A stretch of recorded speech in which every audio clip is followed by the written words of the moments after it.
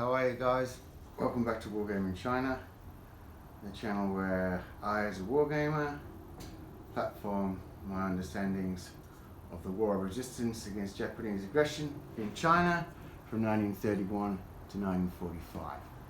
And I do this mainly for wargamers, model makers, scratch builders, terrain guys, anybody who likes a little obscure history. So, what are we looking at today? Well, today we are in Lishi County, along the banks of the Yellow River, and it is the 14th of June, 1938. Now, last night, Chiang's orders to blow the dikes and levees of the Yellow River in northern China were put into effect. And this would lead to great misery for the Chinese civilian population. Abject misery. I mean, the Chinese civilian population were already suffering probably more than any other civilian population during World War II. And the Yellow River flood is probably the harshest thing a leader has ever done to so many people for a strategic reason. 6.1 million people were affected by Chiang's decision to blow the levees and the dikes, and a long-term effect of this was to turn the areas that had been inundated by the Yellow River, communist recruitment. These areas became gold mine for communist recruits. Now, I'm going to talk more about why the Yellow River itself is just such a horrible river to blow the dikes off. It's because it's a very silt-heavy river, and when you look at the Yellow River, it is yellow. That's why it's got its name, the Yellow River, and it's silt-laden. In fact, I would put it that when Chiang bust the dam, what you had was more of a slurry, because it's June, it's raining heavily. The Yellow River was already above its normal depth for June, and the rain's going to be continuing, so the breaking the dams will change the direction and course of the Yellow River, and this wasn't a decision that Chiang would have took lightly, but he did prepare for it, because he had built a 31-mile dike, a 31-mile long dike, to direct the silt and water onto the Longhai Railroad. And this, like I said, what's coming here isn't silty water.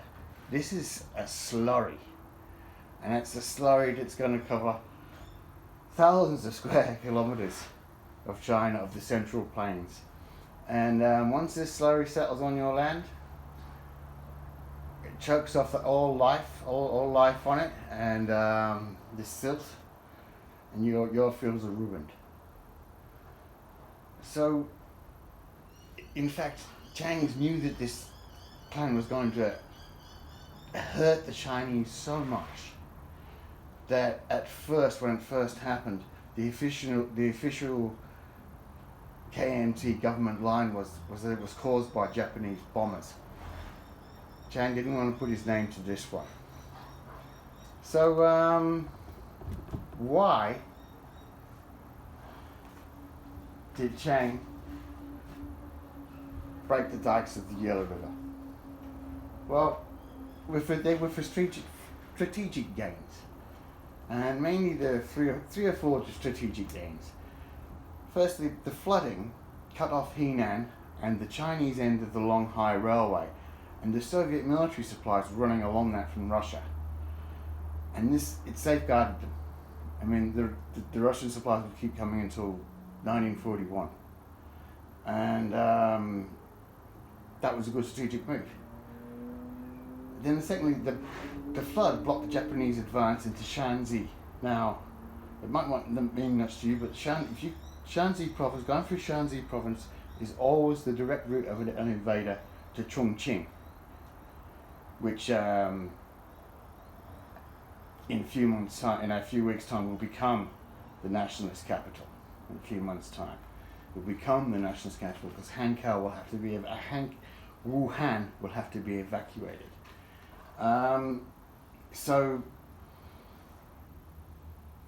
the flood will stop any Japanese advance on Chongqing through Shanxi province. And thirdly, the floods washed away the tracks of the Beijing-Wuhan Railway, the Tianjin-Pukuo Railway, and the Japanese end of the Longhai Railway. And this prevented the Japanese from being able to shift their forces within China from front to front at their will. Because as I said, this silt, it would have smothered the Longhai Railway track off.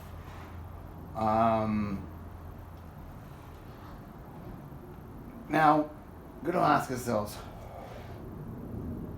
were those, and then fourthly also, the next battle would be, the current battle for Hankou has just started, Hankou-Wuhan. Now, Hankou and Wuhan won't fall until October.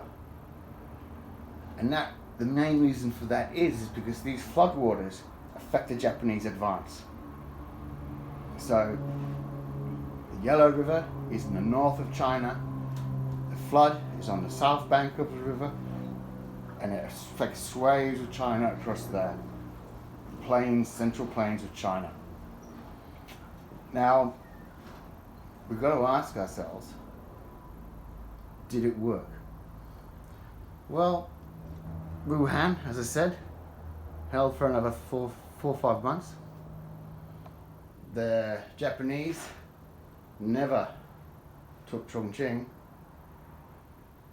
And as I said, the Soviet military supplies kept coming unmolested, uninterfered with, until 1941. Now, having said all that, there were some bonuses also for the Chinese. There were units, and what we are looking at here are elements of the Japanese 16th Infantry Division at Weishi County in Henan Province. Now, when the dike was broken and the river changed its course, units like this found themselves in a precarious position. The Yellow River, as it was, couldn't be crossed because it was slurry, and it would have to be dried out in the areas where for the 16th Division, in the area where they were, the Chiangs, the Yellow River had changed its course. So they were left with most of their divisional assets washed away by the floodwaters and on the wrong side of the Yellow River. And of course, the Chinese army took advantage of that position. Now, so I have set up the game today with a battalion, a reinforced infantry battalion of Japanese, and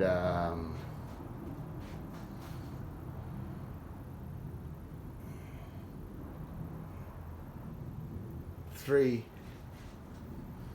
battalions of Chinese forces. And I was very vague with the Chinese forces. I didn't really even look up which ones they were because I decided to do this scenario last night and play it today. And as I do, I like to share what I'm doing with you, and I'm working to a plan. So we have found the 16th Division will be crushed by the Chinese. Now, what I've got to tell you also is, I did do some quick reference searches, and there's no record of this happening to the 16th or the 14th Infantry Division.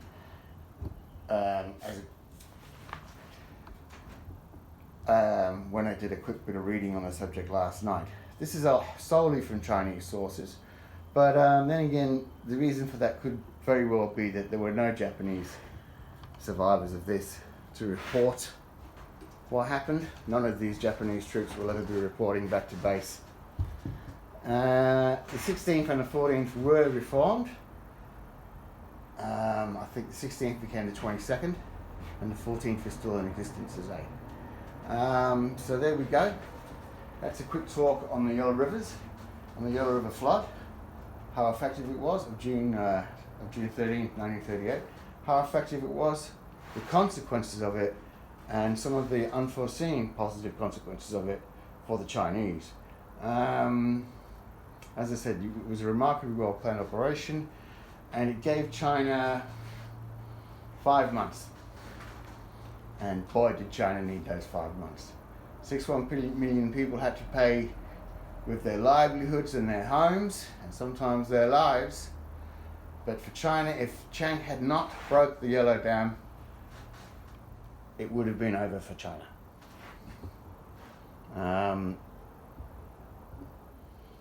But as I said, such a cruel decision, even Chiang denied doing it at first, you know. Alright, that's enough of that. I'm going to play my game today. How did I play my game? Okay, I divided the table into 6 starting points for the Chinese, and had the Japanese established in the town as a forward bridgehead. And they'll be getting no air support, they'll be getting no off-table artillery. This will just be a fight. It's turn 1, it's a rapid fire game.